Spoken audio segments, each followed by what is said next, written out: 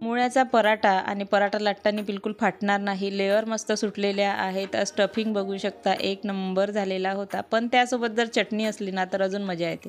तर ही मुळ्याची चटणी आहे. तर आता बघणार आहे आपण मुळ्याची चटणी. तर मुळ्याचे पानं घ्यायचे, स्वच्छ धुवून घ्यायचे, मागचे दंठल कापून घ्यायचे.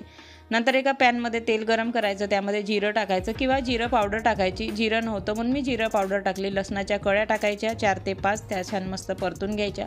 2 ते 3 हिरव्या मिरच्या कापलेल्या टाकलेल्या आहेत. तुम्ही लाल मिरच्या घेऊ शकता सुक्यावाल्या. नंतर त्याला परतून घेतलं तर मुळ्याचे काप आणि मुळ्याचे जे पानं आहे ते टाकून घ्यायचे आणि त्याला छान एखादी मिनिटभर परतून घ्यायचं. त्या मिक्सरच्या बाउलमध्ये टाकायचं. त्यामध्ये कोथिंबीर, साधं मीठ, काळं मीठ आणि लिंबाचा रस टाकायचा आणि चिमूटभर हिंग टाकून त्याला मिक्सरमध्ये छान असं परतून म्हणजे बारीक करून घ्यायचं. छान अशी चटणी लागते. मुळ्याच्या पराठ्यासोबत तुम्ही एकदा नक्की ट्राय करा, खूप जबरदस्त लागते. तर व्हिडिओ आवडला तर लाईक, शेअर आणि सबस्क्राईब करा.